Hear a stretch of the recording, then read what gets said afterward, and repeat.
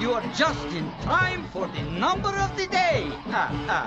Isn't that exciting? I wonder what the number of the day could be. Let's find out. 1.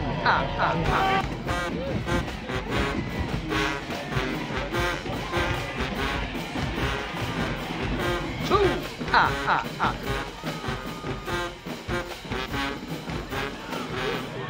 3. Oh, the suspense.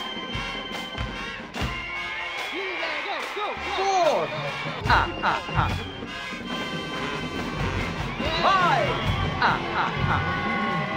6. What's going on, Coach? How you doing today? Welcome to the 701. Feeling good today. Yeah, you guys are now 8-2 region champs off of a huge win against SWD. It was kind of a mixed bag. I mean, you guys secured the region. Ingram, he not only broke the Stephenson rushing record, but he also had 6 touchdowns. But at the same time, it seemed like a little bit of a shootout in the minds of some who might have expected you guys to maybe dominate that team a little bit more. Give us your thoughts and how you're preparing moving forward. Are you telling your team anything different, or is this just a hard-fought rivalry where Southwest just kind of gave you guys all that they had? Coming off of, the game with Holy Innocents where we played great defense and it was a really, really emotional game. Teams tend to come out flat when you're playing your next opponent. And so this time it happens to be a rival with Southwest DeKalb. We knew that, Southwest DeKalb really didn't have anything to lose, not headed to the playoffs. This is what I was explaining this to my guys. A lot of young men on that team may never put a football helmet on again. And so they're going to give their best and final effort against us, against a rival in Game 10. The game, and it didn't go the way that we planned for it to go. But as we get ready to go into the playoffs, it's just the type of game we needed at the end of the season to get us to buckle down, focus a little bit more on these playoffs that are coming up. I'm happy, excited that we're region champs and we won. And we reached that goal, won the region championship, but the game didn't play out the way we expected it to. There were definitely some bright spots in the game as well.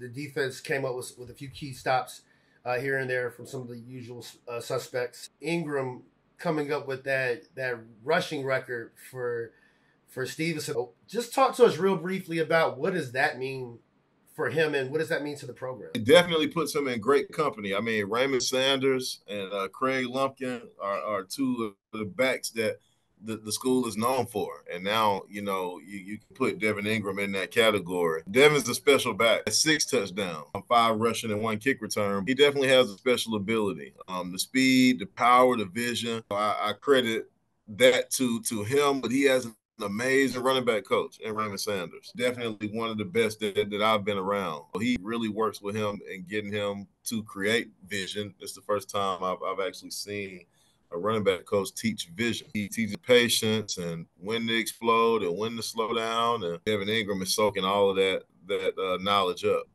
He's learning, and he just continues to get better and better each week. Really humble kid.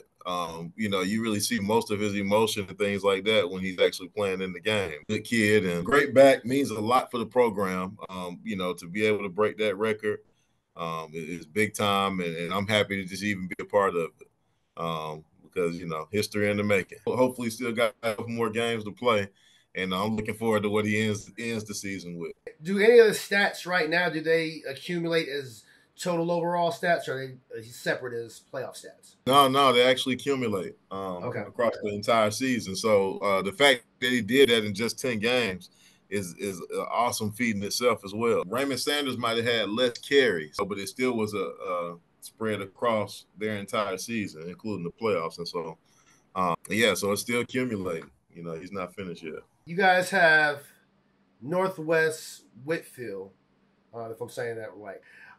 This program is 6-4, and they're also coming off, if I'm not mistaken, correct me if I'm wrong, a 3-game losing streak. Going back to your point about Southwest DeKalb, is going to be a game that some of their guys are may not ever play. They're presumably, I would assume, going to be very hungry.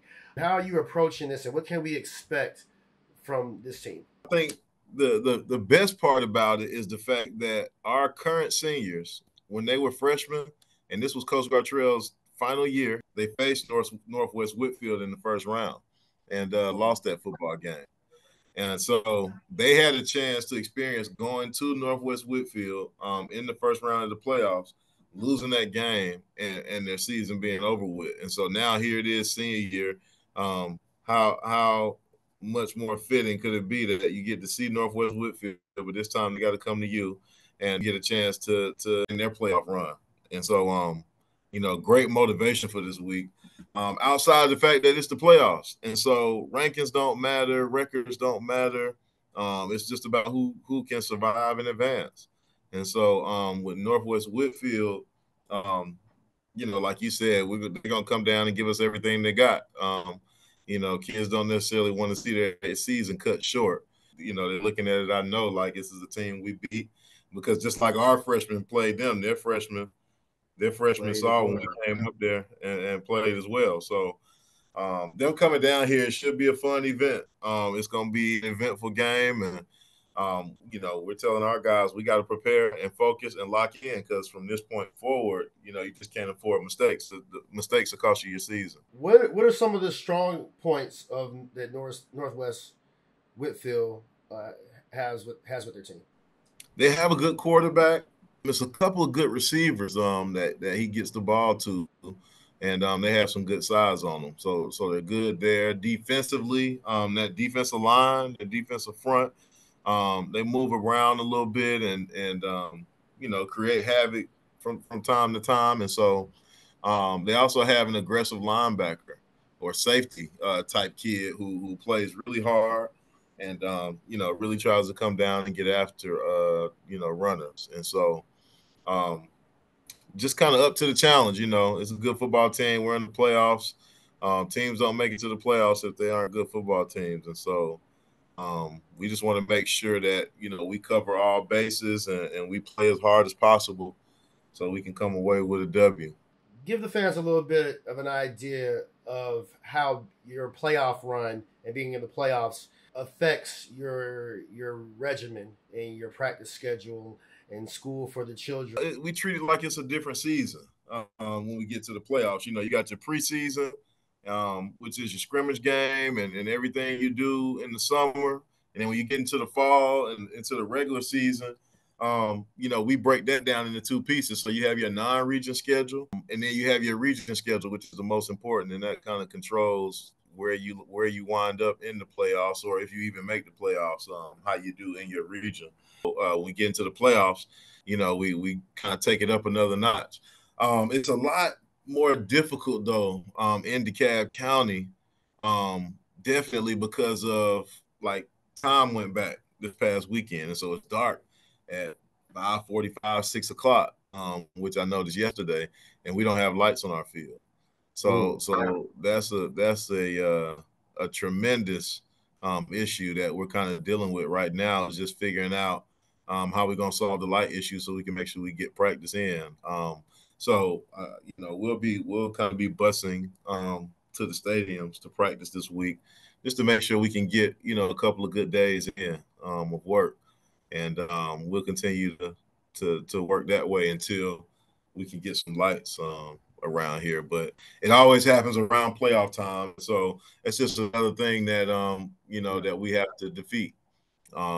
Being able to practice and being able to go and work and make sure that we're prepared come Saturday. When you're telling us about this, I'm kind of picturing that scene in Rocky where he has to go to Russia and Drago has all this state-of-the-art stuff, and Rocky's out here chopping wood and going. So are you using that? Are you using this type of thing as motivation with the team? It's definitely motivation for us, to come out there and just continue to succeed and do well, and hope that it doesn't go unnoticed with all of the deficits that we kind of face when we get to this time of year. All right, well, we're going to go ahead and wrap it up with this portion of the 701 today. I'm going to go ahead and let the fans get some more insight into some of our other discussion. Good luck on your upcoming game with Northwest Whitfield. It's a Saturday, correct? Yes, sir. Saturday, 7:30. 7:30 at Halford Stadium for all the fans that are looking to attend. So best wishes with that. Absolutely. Take it easy, Coach. You mentioned playing them as a private school, and that stood out to me specifically. Is there a big difference with playing private schools and public schools? Yeah, it is a difference. I wouldn't necessarily say it's only private schools because there is some public schools that have the same benefits that the private schools have. But I mean, just to touch on some of them, because it's a lot of things that a lot of people feel like are almost second nature that aren't, and that's things like lights. Like as the time goes back, um, it gets darker earlier, and so we get out of school at 3 o'clock. At 6 o'clock, it's dark outside, so that's usually around playoff time. It's pitch black dark, and we don't have lights on the practice field, and so trying to be off the field by 6 is always tough. Just trying to figure out logistically how we can get an effective practice in before it gets dark outside.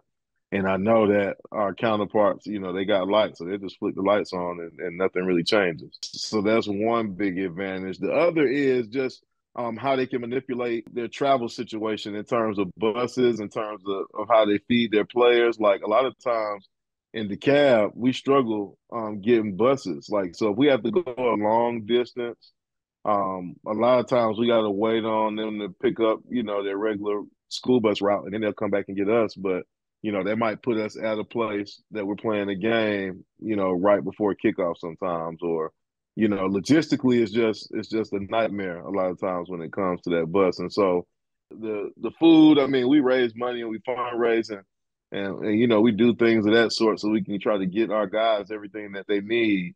But a lot of them we've noticed do not eat, either at home, whether it be at school. They'll go a day and only eat a couple bags of chips, and so it really digs into the development of their bodies, with situations like that, where they eat McDonald's all the time. It's not a home cooked meal every day. Those type things definitely kind of set us back, and so we just have to work extra hard to overcome those kind of things. The things that we can control and overcome, we work extremely hard to do that. But those are just some of the differences. Along with just the school day and the hours. We were fortunate enough to get a weight training class at Stephenson High School, so I do have my football players lifting weights every day, but that was a big one as well, because I know a lot of schools around this state do that. They bring the players in first thing in the morning, they lift weights, they give them a good breakfast, and then they send them about their day, and then they'll circle back after school and have their practice, probably put something else in their body as well. And, it's like almost like wraparound services that they get to. So we're working toward beating down these obstacles and trying to make it a even playing field in that regard. But it's a work in progress. How can we, as a community, help with alleviate some of these issues that you guys have like that are budgetary? Because I imagine this is also something that other DeKalb County schools also suffer as an issue. Not only, I don't want to make it seem like it's always or only about money, like just time in general. We have a lot of people in our community that have different businesses, or they have, different things that could help the program out. And it might be things that you might not even be thinking about that could help the program out. But we started like a little food pantry. And so we have that, for guys to eat. Sometimes they'll come down before practice and say they didn't eat anything all day, and we're able to give them a little something to try to get them through the rest of the day. But donating those type healthy food items and options is a huge help when it comes to their diet. And then things like lights. I mean, that's just money and getting it done. Right. But just tapping in with the program, just to see what we need and see how you can help. What is the stamp that you want other teams and other programs to have, or the view that you want other programs to have in mind when they have an upcoming game, when they play you, before they play you guys? And what is the takeaway that you want them to have the reputation you want to have after you've played teams? Going into the game, I hope that when people, see our team, they just see a team that's playing together and a team that's playing with a huge sense of pride and plays hard throughout the entire game. That's what I hope people see, as they prepare for us and as they come each week. Just a team that's not giving up, playing with pride and passion, and giving their all, regardless of the circumstances. And then after the game, I'm hoping that they realize that they just played a game and that we're fast and physical. Right. Yeah, we want to be a fast physical football team, and we kind of take pride in that. And so we want to be faster and more physical than the team that we just got off the field with. So that's what I'm hoping the takeaway is after the game, that they would just been in a fight, and that we garner respect after we leave the field. Thank you for your time today, Coach Jelks. Absolutely. Take care.